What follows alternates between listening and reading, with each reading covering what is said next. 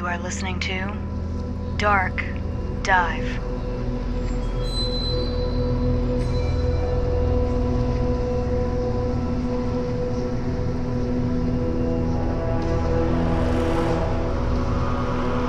There's something out there waiting for us.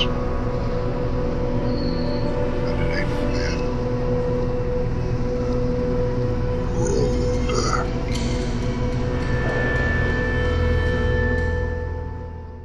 Welcome to Dark Dive. I'm your host, Jessi. This is Joe, and we are Hellbent Holler. And we wanted to thank you guys for joining us on our third episode of Dark Dive. We're going to go into kind of a dark and creepy direction. So we're going to dive into the dark. We're going to dive into the dark. We tend to gravitate towards subjects in that kind of area. So yeah, there's a lot of Disney-fication of the cryptid topic that goes on out there, and we want to kind of avoid that. Yeah, so and focus on maybe the more realistic and unfortunately more unpleasant aspects of the phenomena. So. Right. So you're getting the Hellbent Holler and Dark Dive perspective on this subject. But we wanted to talk about today the cryptid predation upon mankind. We're going to name this episode. We like to have catchy little titles for it.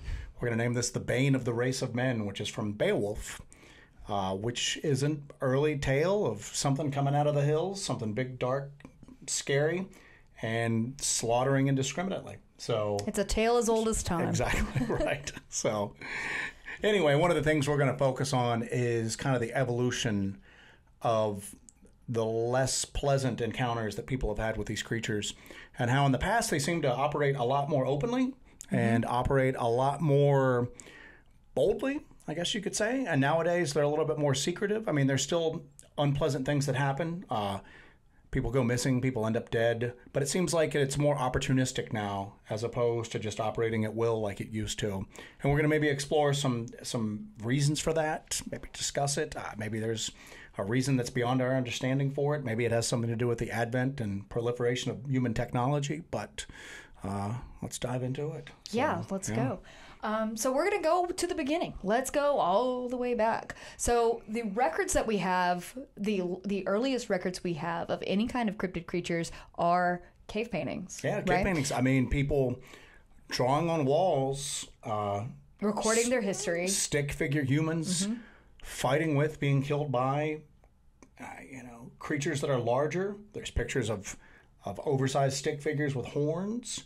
It doesn't really detail any pleasant encounters with these things that obviously aren't humankind. No, but you would often see paintings of, like you said, horns, large teeth, an open maw, just these giant creatures. And these are, there's a lot of people who write off these off these creatures as just a misinterpretation. Exactly. And these are people that lived in much closer to nature than we do. Yes. They knew what bears looked like. Well, that's another thing. That's another sticking point with me is when people say that Native Americans or First Peoples do not know what a bear is because they misidentify a bear, and they misidentify a bear as a Sasquatch, and they're like, "Oh no, they were just seeing." You live in the suburbs. You're misidentifying bears. These people live very close with nature. Live very close with nature. They were very aware of their surroundings. They're very aware. They are a part of their environment much more than we are a part of our environment now. They lived, they breathed, they ate, they lived, they died, everything right there, part of nature. They know what a bear looks like. They know what a Sasquatch looks like. They know the difference between these things. So that's kind of the sticking point with me when people just say, oh, these are just dumb savages. Absolutely not. Yeah. These people are one with their environment. They are more intelligent than we are when it comes to anything to do with nature or how the world works. Well, that would be like one of us misidentifying a car now, coming and going, oh, I just saw this giant metal snake on the road. Yeah. I mean, we know what cars look like. We see them all day, every day. Absolutely. And it's odd because obviously these people were taking the time to describe what more than likely were their encounters with other things, and they weren't good. I mean, and that goes right into mythology. I mean, the basis for pretty much every cultural myth out there is mankind striving against creatures from somewhere else. You know what I'm saying? I mean, pretty much every mythology has a story of something that's not human, that's causing death, causing destruction, and someone has to, become the person of the hour and, rise up to fight it. But become a hero. But that's the basis for almost everything. Greek mythology, Norse mythology, Native American mythology, Asian mythology, everything has these central themes of something from somewhere else that's not human that has to be stopped. And it's obvious that people from different cultures were having similar experiences with these things, that were not pleasant, that were not good, There are a few examples, obviously, of things that were maybe a little bit more beneficial to mankind, but those are in the minority, definitely. I mean, generally there's monsters out there, and these things did not have very good intentions towards mankind at this point. So I think that starts with cave paintings and then goes through. It really goes through until what we kind of start to think of the advent of almost like modern civilization. You know what I'm saying? I mean, these things used to hunt mankind at will, but something held them back. I mean, that's the thing that has always kind of struck me is look at Sasquatch or even Dogman reports nowadays. They're so physically gifted that it seems like if they wanted to, they could have hunted early man to extinction. Yeah, for sure. But why did they not? Why, if these creatures were apex predators, why did they not hunt man? Might have had something to do with the numbers. I mean, Neanderthals could work together and take down a mastodon. That's true. That's true. So maybe these things just don't have the numbers capable. They don't have the numbers to be capable to take down mankind at that point. That's true. But they still seemed like they operated a lot better. A lot more open at this point. I think you get down to, maybe the beast of Gévaudan. So so the beast of Gévaudan, that's one of the prime examples. That's one of the, I guess, earlier examples of a mass casualty. You don't want to say a mass casualty event. I guess you could say it. It occurred between 1764 and 1767 in the Gévaudan region of France. And this was more of a rural area, a lot of farmers. There were a few aristocrats, but it was mostly farmers. This is post 7 Years' War. So you have some of the aristocrats and some of the people coming back from the 7 Years' War. But it's mostly farmers. It's mostly simple people that live in the country, the French countryside. Gévaudan is a more of a swampy, boggy area. But there was a creature that emerged in 1764 and started attacking the townsfolk. Normally, at the beginning, it started attacking very, very vulnerable people. So it'd be young people around the age 13 to about 18, and women mostly when it first started attacking people. But these are the people, again, this is a society that has oxen and sheep, and so they have them out in the field. They're watching over their livestock. Basically, yeah. Shepherds, so, yes, thank you. shepherds. But they're watching over their livestock. So they're out there, they're on the field, they're on the edge, they're outside of the village. They're usually alone doing this. So that was a perfect opportunity for this creature to come up and just snag people and murder people. One of the first girls that was attacked by the beast of Gévaudan just survived the attack and described it as a large canine wolf-like creature that had red fur and then a long stripe, a black stripe down its back and a large head.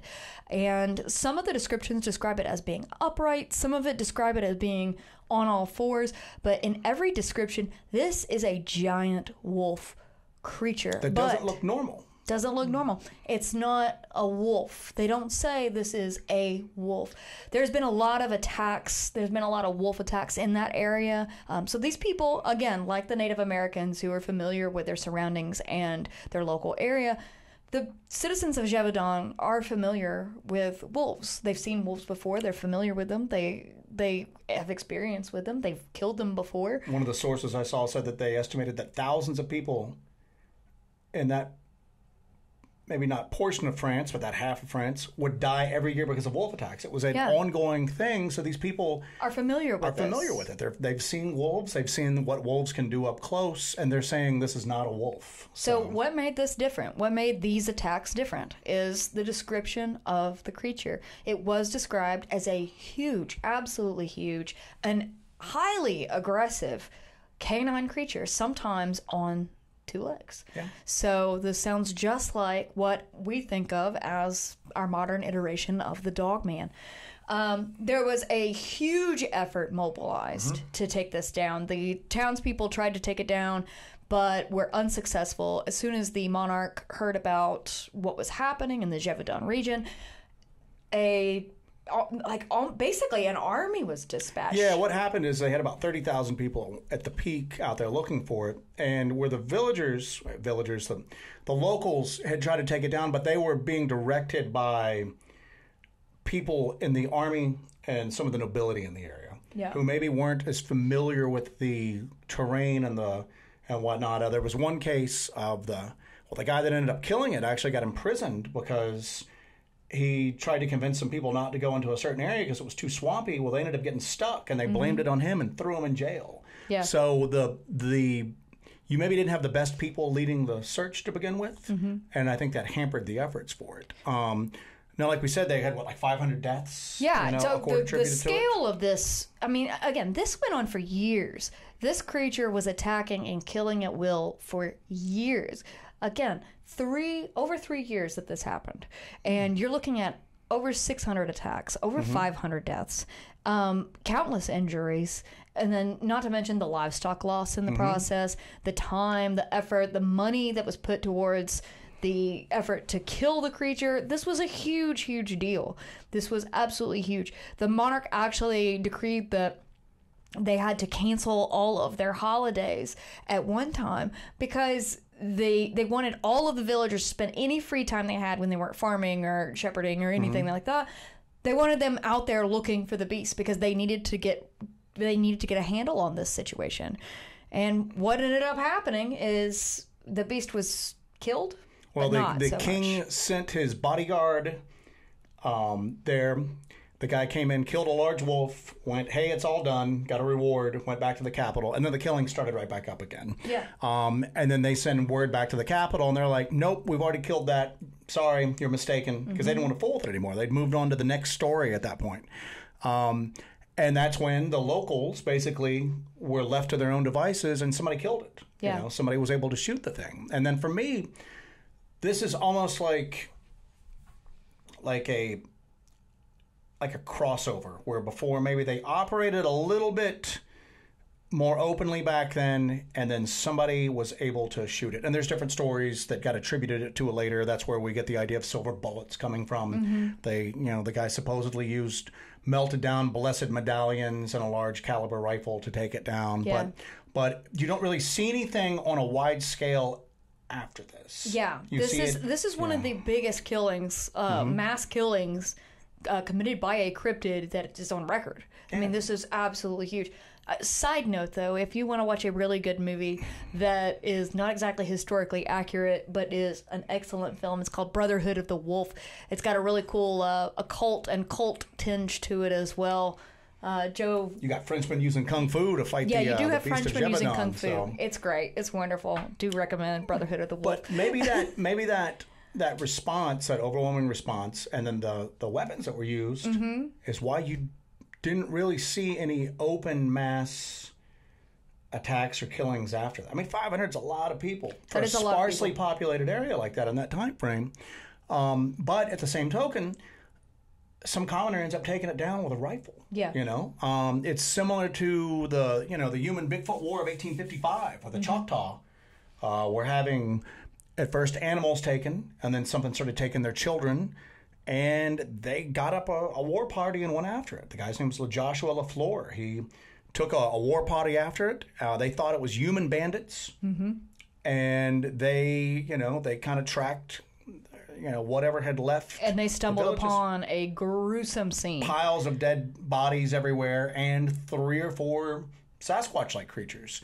And they took them down. They had Sharps buffalo rifles, and they Well, Joshua LaForge tried to fight one with a pistol and a sword and was decapitated, and the rest of them just hung back and then just dumped bullets into these things and killed them. And then you don't really see after that any widespread attacks on like settlements or villages or anything like that. It's almost like the technology had come to the area where people before didn't have the means to defend themselves, and now all of a sudden there's a message sent that they're not as easy of a target as they used to be at this point. So are these attacks and these responses by people, and actually the ultimate destruction of the cryptid, are these turning points? Are these turning points in history where it goes from mass predation by cryptids, where they're able to kill at will, but now humans have the technology where they can fight back? And so is that a turning point for the creatures to maybe rescend back into the darkness and into the shadows? Well, that's the thing. I don't think they were in the shadows of the darkness at first. I mean, they seemed like they I mean, look at a lot of the Indian Native American like terms for them, you know, evil god of the woods, cannibal giant, cannibal demon, the disaster, you know, one of them calls them, devil of the forest. And like on a side note, it's not just Sasquatch type creatures. You know, the Cherokee had Olonga Doglala, which was it's like spirit with knife teeth, I think is the translation. And it was an upright wolf that hunted along a particular river. And if people went there, you know, to gather water, you know, to fish, do whatever, they were taken, never seen again, killed. But it still seemed like it happened more often than it did nowadays. You know what I'm saying? That these things were they weren't coming into a village in the middle of the day. They were still around the perimeter, around the edges of society, but they were just operating so much more frequently. Yeah. It seems like until, you know, something happened to change the cannibal giant and what a lot of people consider Sasquatch nowadays, something that's like really shy and reclusive. That is rarely seen. But might still be snatching people when the opportunity presents itself. That was an interesting thing about the dog. So what was it? Olonga Doglala. Olonga Doglala. Yeah. That's kind of Doglala. I have to look it up. I think I got it pronounced right. That's kind of interesting. Just as a side, is what you think about the modern Dogman phenomenon is that it's more of a modern phenomenon, because you don't hear a lot about that, except for this is a perfect example of there are dog-headed upright creatures that have been around forever. Yeah. There's the cynocephali that is from long ago, the Greeks, but it was said that they were like an organized faction of humanoids almost, but they were just dog-headed people. Like they had a culture and they had organized they were violent, structure, but they weren't as indiscriminate. They weren't, like you said, they were civilized. It's almost like that was like an outlier for. There were even instances of trade. Allegedly, there were instances of trade. Yeah, they would trade like pelts and meat and stuff like that. They couldn't forge weaponry, so they traded with certain places for weapons. They were very warlike.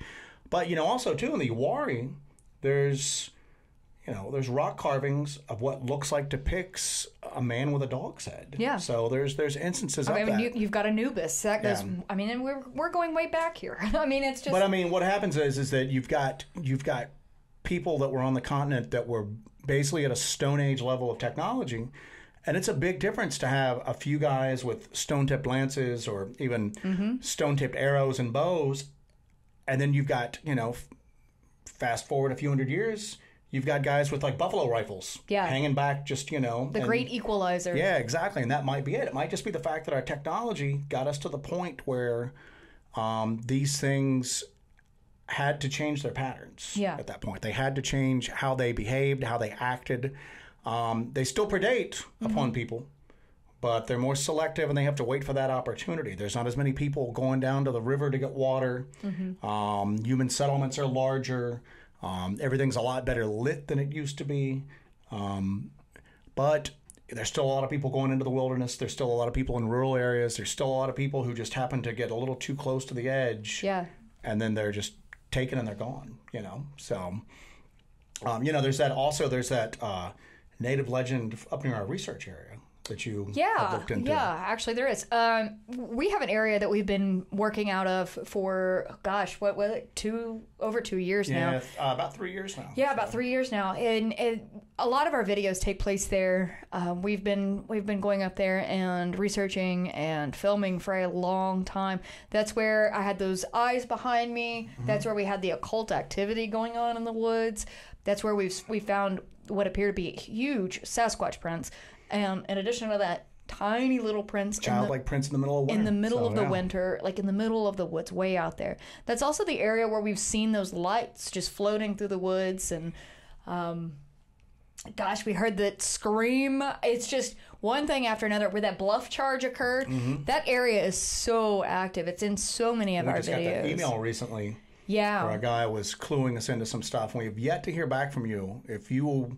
He obviously watches our videos. Yeah. If you're seeing this, we've been trying to get back in touch with you. Please reach back out to us. You can contact us on our website like you did previously.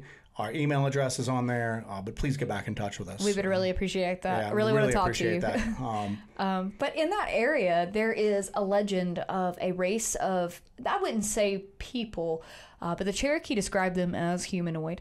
But they are a fire-breathing race that protect the entrances of caves, and they live inside the mountain, and they protect the mountain. And you were told not to go up there. You're told not to go up there. Because they would take you. Mm-hmm. You were told not to go anywhere alone near that territory. And you can hear the thundering sounds from the mountain. And we've heard these sounds. We've actually captured them in some of our videos. I think, what was it, Breaks, Booms, and Howls, that video. You can hear the loud, it almost sounds like something large is being taken into the sky and then dropped several times. Mm-hmm. But there's legends about that. So that's been going on for hundreds and hundreds, possibly thousands of years. Yeah, before European settlers landed. For sure, and yes. Came into that area, and then after they were there as well. But it seems, again, that when a higher level of technology shows up on the scene, these things retreat back a little bit more even at that point. The tactics change. Yes. So, and that there's a parallel to that. If you look at like European folklore, if you look at European folklore, there's a lot of parallels between what we consider fairy tales nowadays and stuff that people are still experiencing. Don't follow the lights into the woods. You'll go missing. Don't follow the lights in the woods. You'll get taken. Don't travel alone at night, don't go at certain times of the year, blah, blah, blah, blah, blah. And what was the defense against that? It was cold iron. Yeah. Was forged iron where Which mankind was had taken advancement in technology. A man wasn't using just sticks and stones to defend himself anymore. He had the ability to alter the natural materials around him and make something better and something more. And that was dangerous to these creatures. Yeah. That they had vulnerability to it. So now you have an even larger leap to firearms. And that seems like that caused an even greater retreat back from mankind. But they're still there. They're still right on the edges. They're still just, they're still doing this stuff. I mean, if you look into, like we talked about, the Beast of Gévaudan and then the Bigfoot, Choctaw War of 1800s, those were on a pretty large scale. Those were villages being attacked. Yeah. Several people being killed. 500 dead in France. They find a mound. I mean, they smelled the area before they came upon it because there were so many dead bodies there. Yeah. And now it's kind of gone into more, it's still happening, but it's more secretive and it's more opportunistic. The only modern or semi-modern examples you can think of a mass attack would be, you have examples like the Ape Canyon incident. But what's weird about Ape Canyon is those things were apparently immune to gunfire, which opens up another question. But Ape Canyon was very, very isolated. You just have the miners there, so it's a very, very isolated place. But it is a mass attack. But it's a very, very siege type thing. So, it was a siege. Yeah, it was basically a siege on the miners. Well, jump across to like another type of entity. You've got the Hopkinsville Goblin. Yeah, that was another siege. That family was under siege that night, and again they were. You're in a stressful situation. You're seeing things that aren't supposed to exist. You're in fear of your life. You're just trying to get a grasp on what you're seeing is just so incredible you can't quite comprehend it. You could maybe miss when you're trying to shoot But the Hopkinsville goblins, apparently, they know they hit them because they fell down and then just rebounded back up. Yeah. Well, that's the other thing, too, is that if some of these things are completely just impervious, why are they staying hidden? Why don't they just operate in middle of the day, do whatever they want to do because they know that we don't have the ability to hurt them? That's what doesn't make sense about it. Unless there's a whole numbers game there, that there's so few of them that if they operated in the open, if they came out in the open, that there's so many of us and so few of them that they could easily be overtaken. If they come out of, like I said, a lot of these instances, these people are isolated. These are isolated areas. These are small groups of people or single people who are out and they're getting attacked. But if their numbers are so low and they come out closer to humanity, our numbers could be overwhelming. It could be, like you said, Neanderthals, Native Americans. They could take down a mammoth in sheer numbers. It was sheer numbers was the main advantage there. Well, it wasn't necessarily the technology. So if they're impenetrable to gunfire, maybe they're not impenetrable to just sheer numbers, of people coming after them.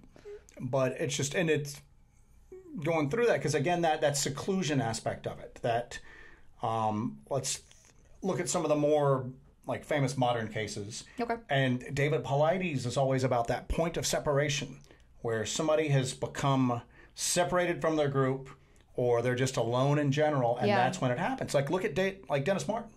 He went out behind a bush, his father said, and then he was just gone. Yeah. And how that's different from a lot of missing 411 cases is that other family saw something running with something over its shoulder, almost that looked as if like a large hairy beast carrying a kid over its child shoulder. over his shoulder. Yeah. You've got the LBL massacre that we obviously have delved into a great deal. Yeah. A family that is away from civilization. They were the only ones supposedly in that RV park if this happened.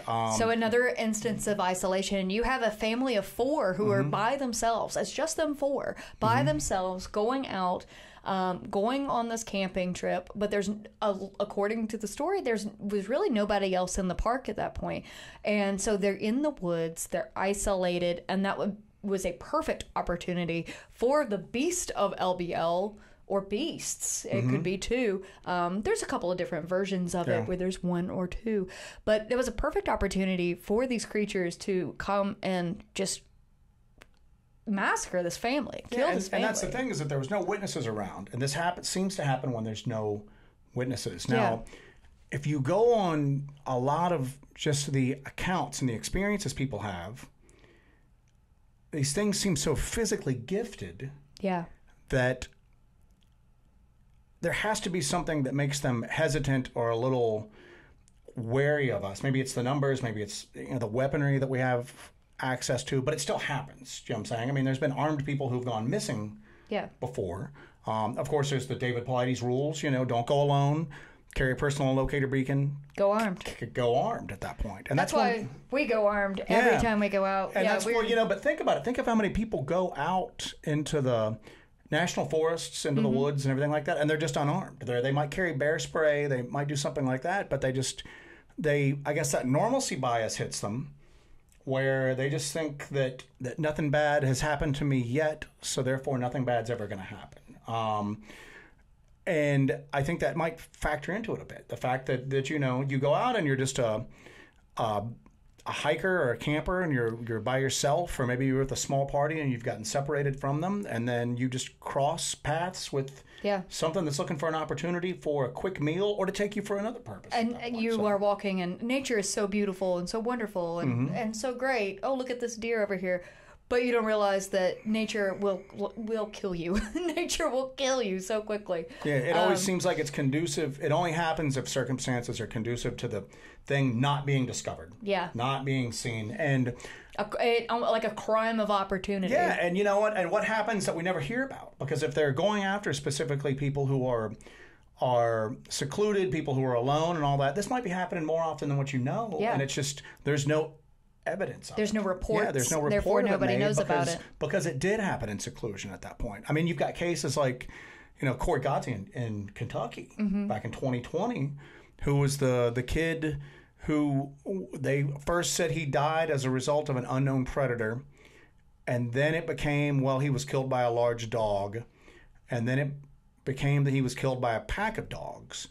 And it's a really rural area, and people were telling him that there's these, that there's these strange dogs that live in caves that come out, and then the story kind of dismissed that, and then they said that the authorities set up trail cams and found a pack of wild dogs that were living in a cave system. And then what happened to the story after Well, they that? claimed that they captured the dogs and took them in for testing, and then went case closed. And then you never hear about it again. Yeah. Oh, well, we've got it now. But not living in a cave. They were talking about how they're living in the cave system. And, that part of Kentucky is just riddled with caves, old mines, everything like that. And, but again, somebody who was vulnerable, in a non-populated area, and then was just taken at this point. And that seems to be it. It seems to be it doesn't come out and grab you in the side of your village anymore while you're, it has to be a lot more elusive. A lot more elusive, a lot more secluded. And so what's changed on that? I mean, again, it might be the fact that just the weaponry that most people, well, I won't say most people have available to them, because, again, we talked about a lot of people not going out armed, but what could be brought to bear against them is just changed so much at this point. You know what I'm saying? Okay. Instead of having some guys on horseback with bows and arrows and this and this and this, you're going to have men with guns and dogs and this and this and this. And it's... You can have a volume of response. But you know what, though, as this seemed to happen, that kind of leads to that there's some intelligence behind this. Well, yeah. And there's some sort of direction that's taking place, because everybody's playing by the same rules nowadays. You know what I'm saying? So it's not like, you don't really have a lot of open behavior by these things. So it was almost like there was a decision made, hey, everybody needs to back off. And that opens up a whole other kettle of fish. I mean, that's, and I think this is something that we touch on a lot of the time, is we'll touch on that we think that a lot of these things are connected. You mentioned before that they don't seem to operate amongst our laws of physics or exactly. But that is also the same with UAPs, the UAP phenomenon. And it seems there's a lot of parallels between the UAP phenomenon, Sasquatch, paranormal activity, and it's you can't have tunnel vision when it comes to these things, because there's so many overlapping characteristics of these sightings and experiences that the only conclusion I can come to is that these things have similarities and connections, and that they are all connected, and possibly from the same source, possibly, from a similar source, but they're so varied in their physical descriptions. That's what's so weird about it. Well, what if these things aren't, we don't think that they're just like natural undiscovered creatures. It appears to be that they are something from quote unquote somewhere else. Yeah. But come here, does whatever they're going to do, and then goes back to wherever it came from. So just like UAPs don't seem to be, you have the observables. They don't seem to be bound by the constraints of the physical world the way that we understand it. They don't behave in a way that it lines up with our understanding of physics. Okay, so you've got these things that are solid. They're showing up on radar. They're giving off heat. They show up on FLIRs, everything like that. But they don't behave in a way that something material should. They're going at incredible speeds. Transmedium, they go into water without being destroyed. They are incredibly agile in their movement. They can turn on a dime while going at incredible speeds. So they're doing things that seem to be impossible, that don't line up with how we understand the physical world works. But that's what's happening on the ground too. Maybe these things are impervious to gunfire. Maybe some of them are, some of them aren't. I mentioned in the last episode about the Project Stargate person that contacted Linda Goffrey, the person that was involved in the Stargate project, where they were talking about remote viewing Dogman, and how their fur is some kind of it's like a bio armor that it defends against gunfire, and it's a bio armor. That's crazy. The whole thing's crazy, I guess. But it's something that I always took the standpoint that even if they were from somewhere else, that when they came into our reality, our plane of existence, however you want to do it, that they would be bound by the same physical laws. So that if they could touch you, that you could touch them back. Right. Maybe that's not the case. I mean, maybe that's not the case. Maybe there is more of a parallel between this and UAPs, and that they are somehow able to touch and affect the environment, but we can't touch them back. And if we can, we can't seem to hurt them. But again, that goes back to that if that's the case, then what's holding them back from operating so much more openly than what they are? You know, something. Maybe it's the mode of touch. You know, maybe it's, you know how maybe firearms don't work against them in a way, but you know, maybe other things do. Like in Dune, you know how that's a good point. You know, in Dune, you have to use a blade because you have to go slow to get through the shield. You know, that's kind of a. Well, I mean, that means is that there's weird to say? Some sort of weird technology like that, or you get into like just complete like. I don't know, man. That's like very supernatural things that are like not you can't affect them with gunfire, but they can get affected by like edged weapons and stuff like that. That's you know where I stand. I'm in the camp of that it's all supernatural. I think it's but at the same token, again, if it's physical and it can touch you and it can hurt you and it can kill you, you should. It's physical. It's not immaterial. You should be able to affect it back at this point. And it looks like that happens sometimes. And then you other mean times if it bleeds, we can kill it? Kill it, yeah, exactly. So, but it doesn't seem like it always operates like that. But again, even when it doesn't operate like that, there's something there that just seems to make them elusive, and maybe it's the trickster type thing. Maybe it's the fact that it doesn't follow the same set of rules on purpose, and that maybe it behaves in a way that you don't expect it to, in order to keep you off balance and in order to kind of further the phenomenon's effect upon humanity. And as soon as you start to figure out its patterns, it completely changes. It's just a complete chaos element. You know, Jacques Vallée's control method, where he thinks that the phenomena behaves in a manner that's inconsistent with human logic in order to have an overreaching kind of control upon our culture, our behavior, everything like that. Maybe this is just an aspect of it. Maybe it's that, I don't know. It's just, it's weird. But again, you've got such a weird mix of this. You've got stories where these things are shot and nothing happens. And then stories of, well, they hung back on their horses and they dumped bullets into these things until they killed all three of them. Yeah.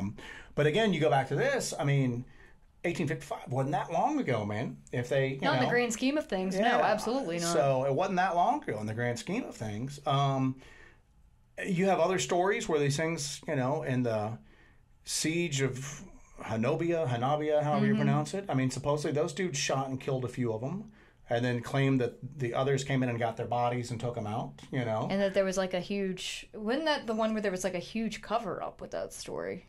Was there a huge cover up with that or no?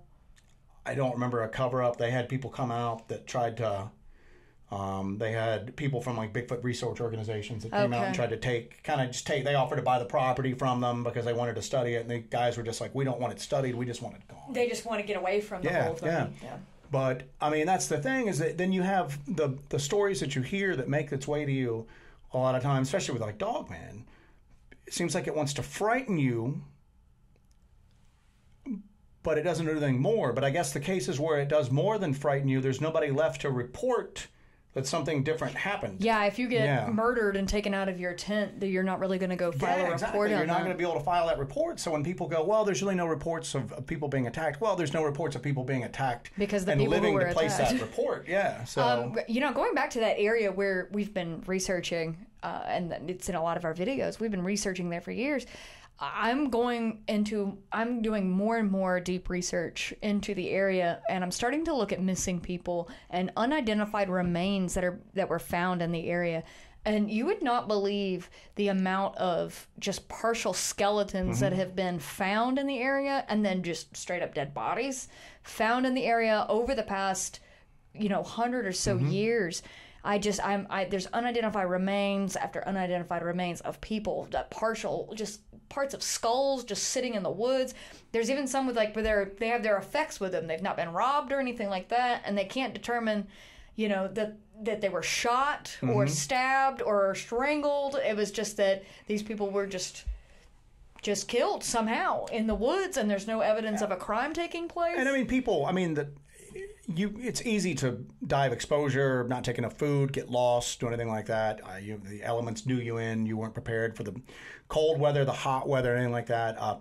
People can be responsible for it. Of you know course, what I'm saying? yeah. You just run across the wrong maniac in the woods one day. But at this level, I mean, there's just the area we're in. There's a lot of bodies. There's a lot of and obviously you can go, well, that person just died of exposure, or they died of this, they died of that. Well, why is it happening so much more here? Yeah. Concentrated in one area. And we're in the south, the southeast. It's not like we're out west where it's just, unimaginable distances to cover. I mean, we're pretty remote where we go in and research, but if worst came to worst, we could just throw a pack on and start walking. You know what I'm saying? Yeah. It may take us a couple days on foot, but there's we're going to also find plenty of water, and the winters are not as.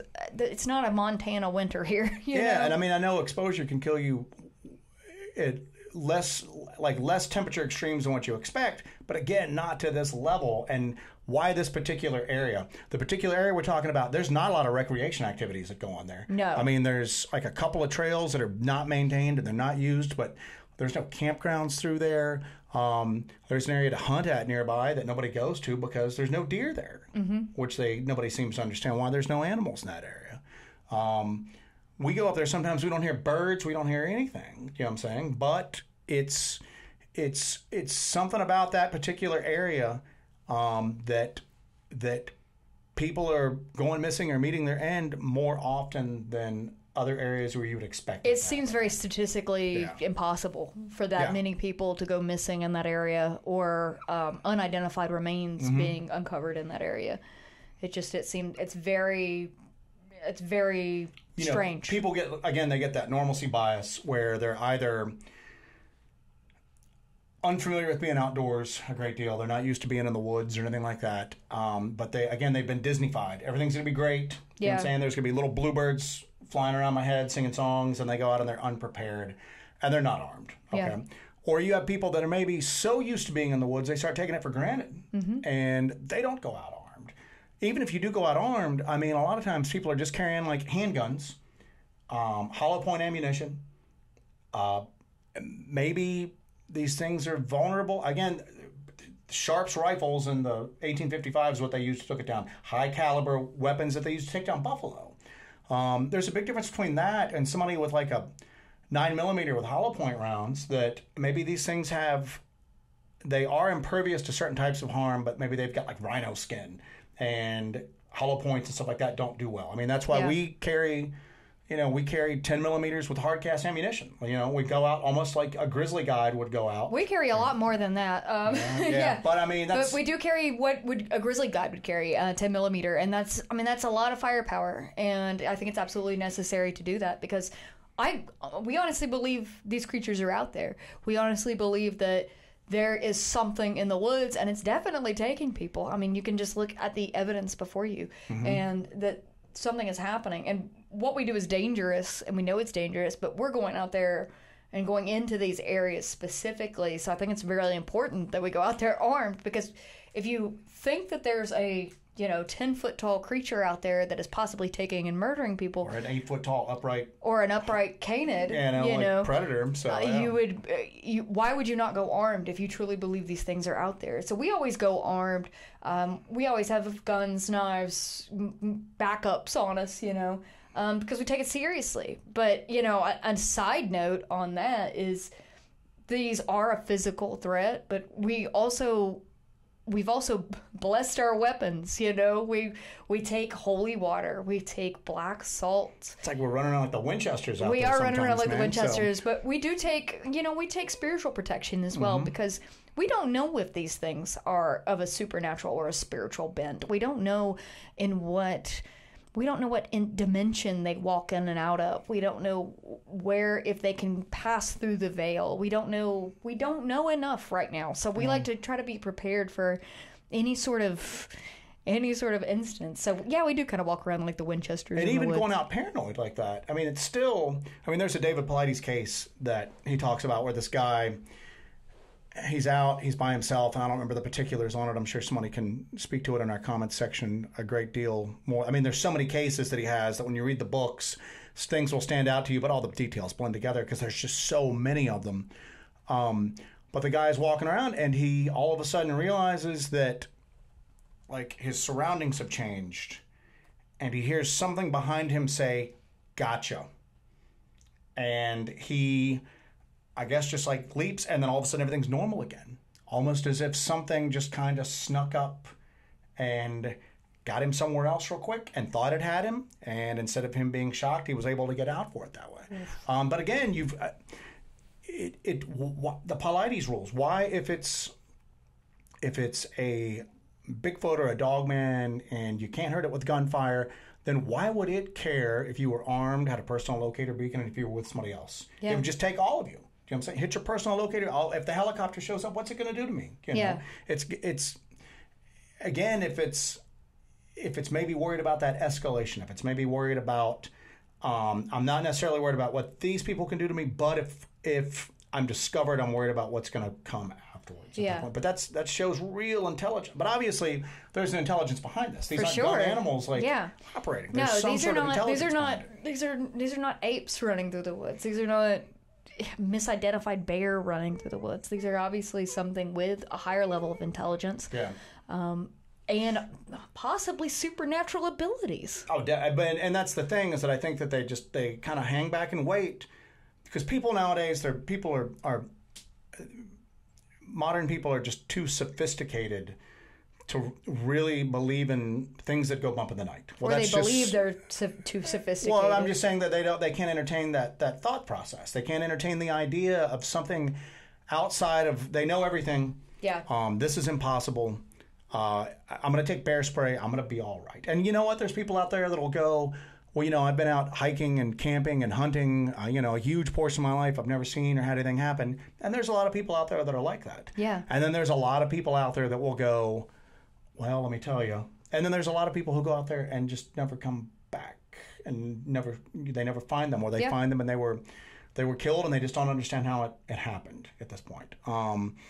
If you can just go into the missing persons database and just see how many hunters, and I do a lot of research. I do a lot of research through the databases all the time, and I'm finding, just going back as long as the records go back, there's people who are still missing, and they went out into the woods and they walked into the woods and they never walked out. Mm-hmm. And then, let's go back to Land Between the Lakes real quick. We've got that family of 4 that supposedly were killed. The massacre happened. Mm-hmm. It's a father, a wife, and then 2 children, according to the story. They're in a secluded area, and something came in and killed them. Yeah. Now, let's look in the same area. There's 2 people, Martin Groves, and things come up on their camp.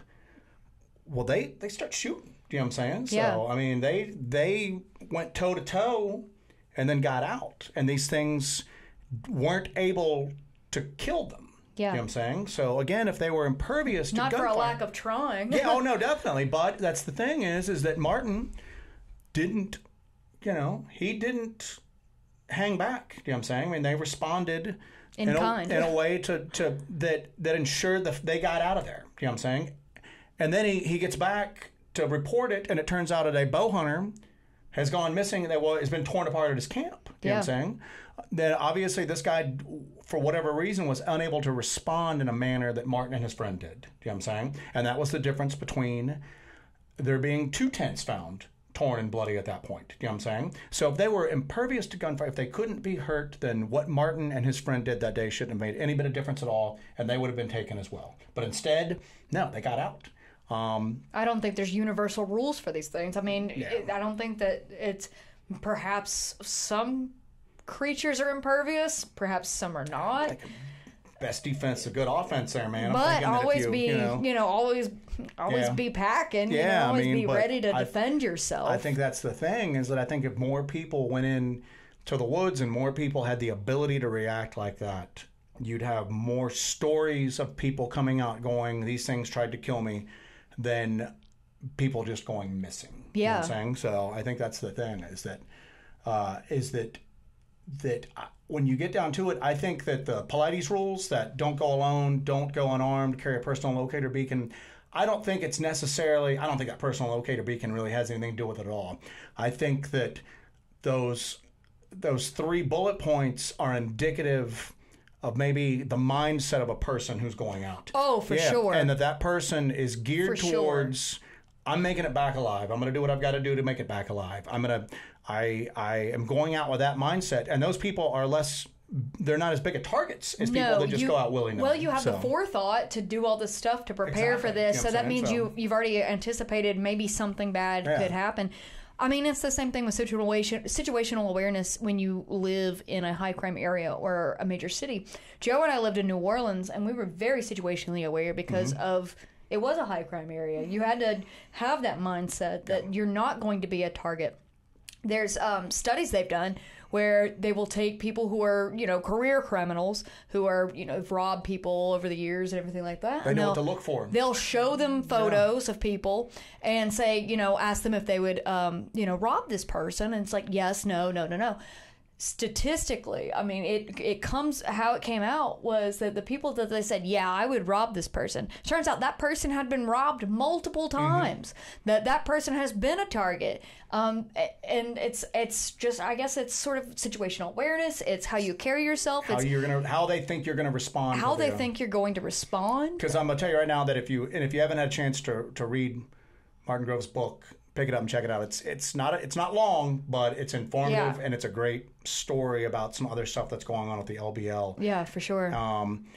And we'll actually, do you want to put a link in the bottom of the video? Yeah, I can put a link in the bio. Not the bio. I'm used to Instagram. I'll put a link in the description below. If you guys want to take a look at that book, buy that off of Amazon. Martin is a great guy. His story is insanely compelling. My friend Katie read the book, and now every time I talk about going back to the LBL, she's like, no, don't go. So, but I think what happened is that he met Martin and his friend were out hunting in the LBL, and he met earlier in the day a guy that was out bow hunting. And at the end of Martin and his partner's day, their camp's attacked. And they go toe-to-toe with these things. You know what I'm saying? When you read his account, it's not it's not one of these podcast creepypasta, serial adventures where there's government agents out getting into machine gun fights with cryptids. It's a couple of guys who are scared but are, have a survival instinct, and they're not willing to go down without a fight, and they get out. Yeah. And I think what happened is that they weren't used to running across people like that down there, obviously. And when they got the bow hunter, whatever the circumstances were, it was different, and they were able to take him, but they weren't able to get Martin. And I think there's more instances of people going missing than there are stories like Martin's where people go where they come face to face with them and get out alive. Yeah, they came aggressively at me. Yeah. Not chasing a car, not growling, not throwing rocks. These things came at me, wanted to take me. We were able to get out, and this is how we did it. But again, that goes back to can't carry firearms in the LBL unless you're hunting. You know what I'm saying? You can't carry, and a lot of people, even in forests where you can go armed, they don't go armed. Right. And they, just like those urban predators, those urban criminals can look at people and pretty accurately judge whether this is a safe target or that's not a safe target. These things out in the woods can probably do the exact same thing. Absolutely. Can figure out what they can get, and maybe sometimes they misjudge. In Martin's case, maybe they thought that was going to be guys are tired after a long day hunting, and they didn't know what they were getting into. So, but yeah, definitely, there's definitely some parallels between that mindset, that predatory mindset. And again, these things might operate the exact same way. Yeah, I think they do. I absolutely think they do. It's just, but again, that shows that ability to reason and to realize and measure risk. Yeah. And that's why they went, hey, back in the day, I could, in view of an entire village at the water's edge, snatch somebody and go, because they have weapons that operate under a very limited range. They don't have a lot of power. I can do this and get away with it safely. Well, now I have to wait for that lone hiker, that hunter who's not paying attention, that kid who's separated off his parents, that guy who lives in a rural area that gets a little bit too far from the house. Yeah. And that's when I can get them. I mean, serial killing was a lot easier in the 70s too. Exactly right. Before, and now they, it still happens. It's just they had to change their tactics because if they got didn't, a lot more rare. yeah. So it's good. It's a good parallel. So yeah. Like H.H. Holmes couldn't have operated a murder hotel, in Chicago right now. It's just technology changes. I think that eyeballs on the subject increases. You've got people are more connected now than ever before, and that's a good point because there's more awareness now of like well, let me temper that. There's more awareness now of these creatures and some of this activity and some of this phenomena. A lot of people don't take it seriously. A lot of people, it's kind of a game. It's like another version of like Harry Potter or Star Wars for them. They like the lore, but at the end of the day, they don't believe it's real. I mean, but it'll be interesting to see as more people start to take it seriously. And I mean, there's more people involved in this subject, and there's people that are actually getting out in the field. Everybody's not just kind of looking at YouTube videos and listening to podcasts. Yeah. It'll be interesting to see that as more people get out into the field and how the phenomenon changes, how it reacts. You know what I'm saying? How it's adapted a couple times before. How's it going to adapt to this then? So. Yeah. Wow. Good stuff. Yeah. So that was a really good conversation. Yeah, and I guess that we'll end it with this is that we're very encouraging to people who want to get out and do this stuff. Oh, absolutely. We don't want to scare you off of going out into the woods ever. Don't be afraid of going into the woods. Just be prepared before you go to the woods. Have that mindset. Go with people. Mitigate the risk, and but get out there, man. The more people we've got out there looking for answers, the quicker we'll find them. Follow those Pilates rules, the missing 411 rules. If there was like a drinking game with Hellbent Holler, I think that like where we mention David Pilates or the missing 411 series, or the rules, take a shot. But just be prepared before you go out there. We always suggest that you're armed. We suggest you're armed as much as possible. Personal locator beacons are cheap nowadays, man. So it's the technology that used to be outside of the grasp of just an everyday person. You can get it easily nowadays. Yep, so. and be aware of where you are. Be aware of what's around you, and always be safe when you go out in the woods. Always be safe when you're doing this kind of work, because we want you to come back, and we want you to come back and tell us your stories. Yeah. But yeah, that was cool. Yeah, but okay, so we're gonna wrap this up. We've got a little bit of housekeeping we gotta do. So we're excited to tell you guys we are actually going to attend the Dogman conference in Paris, Tennessee, this coming weekend. We're really excited. We're gonna go watch a few of our friends speak. Yeah, we were kind of on the fence. We don't do a lot of cons or conferences or conventions. Yeah. Jessi usually does a presentation at Wild and Weird Con with our friends. Which I will be doing a presentation in October at Wild and Weird Con. I'm doing a nighttime event where you can come out and use the equipment. I'll show you how to use our equipment. It's kind of like a little add-on event. It's going to be that Friday before Wild and Weird Con, and then I'll be speaking at Wild and Weird Con on Saturday, but that's a side note. That's in October, so make sure you guys plan to come to that. It's going to be at Chief Logan State Park in Logan, West Virginia. You can get all of your information from wildandweirdwv.com. The guys over there have all the info for that. But I will be speaking at that conference.